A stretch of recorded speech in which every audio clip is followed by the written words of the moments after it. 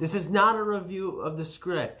This is a comparison of the play to the script. Like, I'll say why the play is better than the script because I experienced the play, and I actually never read the script, so you will know why I actually really like this show. Anyway, to the video.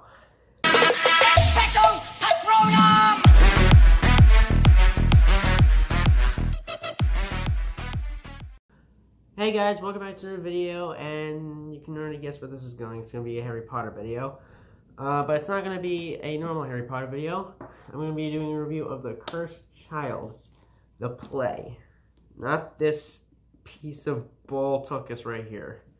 Actually, I've never read this, so I don't know how bad it is, but I have got some signatures right here. I only got 4 because that's the only amount of people that came here. I'll talk about that later, but anyway. So, I'm going to be talking about Harry Potter and the Cursed Child on Broadway. I went to go see it a couple days ago. I have an Instagram post about it, and like I saw and stuff. Let me play those. Okay, right here. Here's some proof. I didn't print these. These are official. So, let's begin. So, how did I like this? I really like this play. It's so good. If you only read the screenplay, then this play, like the play itself, not the script, will be much better. Because in my, I'll just talk about the story first. So, 19 years later, after the first Harry Potter, where the last Harry Potter book ended, that's where it's beginning now. Harry Potter is sending his kids off to Hogwarts. One of them, Albus, is afraid he gets sworn into Slytherin, which he does. And then he meets up with this kid named Scorpius, who is the son of Draco Malfoy. Over the years, like, he's being made fun of for being a Slytherin and being a Potter, because Slytherins and Potters don't really go well together. I'm gonna stop waving my wand around. I'll kill you. Alright. So then he hears Harry talking to Amos Diggory about Cedric, and he starts to feel really bad about that. So he meets up with Scorpius to retrieve a illegal time turner that Hermione has kept in a library bookcase or something. It's a bookcase or in the Ministry. Oh yeah, Hermione's Ministry of Magic, and Harry is leader he's like an R leader, and Ron is continuing his brother's joke shop. Anyways, so they jump off the Hogwarts Express and meet up with this girl named Delphine, I forgot, it's hard. But then they drink Polyjuice Potion and sneak into the Ministry and get the time turner, where then they go to the Forbidden Forest and dress up as Durmstrang students, and they turn back all the way to the Goblet of Fire, so they can stop Cedric from winning the tournament, which he didn't win, kind of, technically, but anyway, so they take his wand, like, expel your arm, and then they go back, and things are different. Hermione is now the Defense Against the Dark Arts teacher, and Ron is just depressed, and actually, their child, Hermione and Ron's child, Rose, never existed. What's next? Oh yeah, so they go back in time again. Okay, sorry for that. My thing fell. My camera set up. Anyway, so they go back.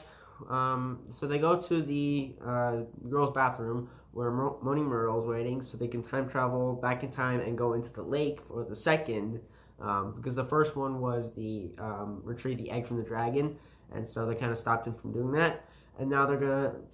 But he actually did win the tournament. And still died. So what's next? Oh yeah, they turn back time, and so they can stop him from winning the second tournament. And then apparently it turns him into a Death Eater. Harry is dead, and Albus never existed, and Umbridge is now the head mistress at Hogwarts. God, I want to kill her. What's next? Oh yeah, and Voldemort's still alive, so that sucks. Anyway, so, and also, Cedric killed Neville Longbottom, who was supposed to kill me. Logic is dumb. You gotta read it for yourself. And Delphine only has like a little bit in this story, but we'll get to that. So then Scorpius gets help from what's his name? What am I? How did I forget his name? His name is Snape. He gets help from Snape, who he will hopefully remember how to bring back, to help him to bring back everyone, because like he loved his mother and stuff like that. Anyway, so they get Ron and Hermione, who are now fugitives for some reason, and then they travel back to the first tournament so they can give Cedric back his wand, and then when they get back, they're the three of them are taken by Death Eaters. No, not Death Eaters, Dementors, which I love that part of the show. They were just flying around. And then Scorpius comes back to the present, and Albus is now exists again, and apparently Scorpius was like this king in Slytherin or whatever. Then next, what happens next? Oh yeah, then everything goes back. Harry and Albus try and make up, and apparently Harry had a blanket that he kept ever since his parents died that Hagrid brought him in. I don't know. But that's a later plot point. What's next? Oh yeah, so they meet up with Delphine, and she basically has a time turner. Well, she takes the time turner from them because apparently she's the daughter of Voldemort. What? It's weird. It's dumb. Anyway, so they travel back to the third part of the Triwizard Tournament so they can, because apparently there's a new prophecy where Harry has to die so the Voldemort can be brought back. And then they meet up with Cedric, who breaks them out of their captivity from Delphine, and then they get stuck in and then Delphine puts them in 1981 on Halloween when Harry's parents died. So then they go to Godric's Hollow, and then remember that love potion can be like, if you put a message on it, then love potion can reveal it. I don't know. Anyway, oh yeah, because apparently Albus spilled some on Harry's blanket when he gave it to him. Anyway, so then Harry and Ginny see the blanket, and they bring Ron and Hermione back, and also Draco Malfoy. So then they all travel back in time, and then they decide to trap Delphine in a church. So then they they have to be disguised as Voldemort so she can listen to them.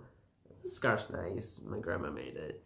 Anyway, so Harry turns into Voldemort and brings her there, and then they all catch her. And then Harry has to see his parents die, which I'm actually like, yeah, it was tough. So then they go back to the present again, and then I don't really want to explain all the little details about the story. It's just dumb, and I don't have a script for this because I gotta go somewhere soon. But Harry and Albus make up again, and that's kind of it.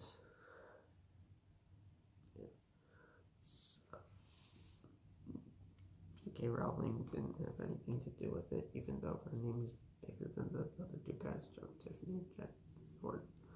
I don't mean about this. Okay. Now, that was the stuff I didn't like about the show. What did I like about the show? Literally everything else. Oh my god, this show is, like, the production design is amazing. And the acting is great. The music is great. The costumes are great. The production design is fabulous. And there's even like a scene like before the first part of the show ends where a Dementor flies over you, and I was just like with my wand going like, yeah, Expecto Patronum. It just was so surreal. I really liked it. I'm glad I got to experience this like completely like having no idea what this was about. So I'm glad I did that. I'm glad I enjoyed it, and I thought it was dumb, but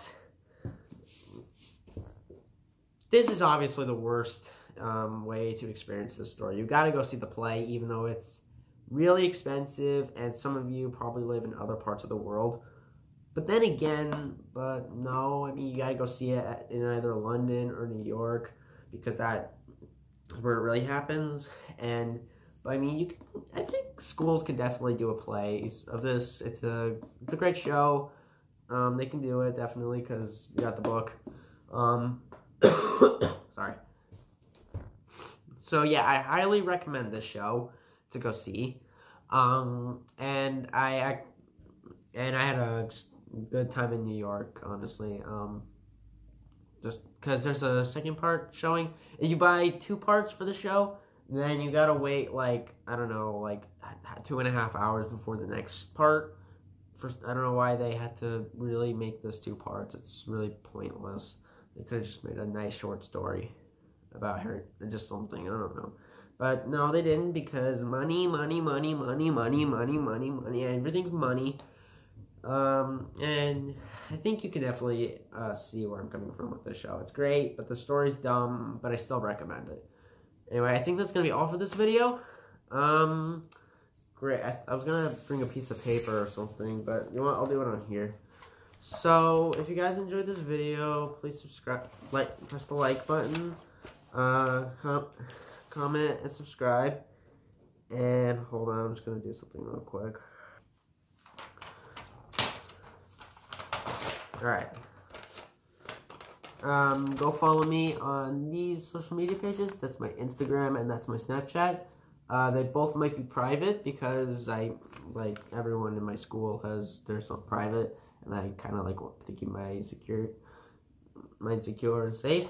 So go follow me on these. I'll obviously accept you. And yeah, that's it for this video. It's not too entertaining because I don't have enough time to do those kinds of videos, sadly. Maybe in the future. But yeah, I'm almost at 1,000 subscribers, so subscribe to my channel. Like the video, notify when the next video comes out, and go follow me on social media, just right there. And yeah, I will see you guys next time. Bye. Avada Kedavra.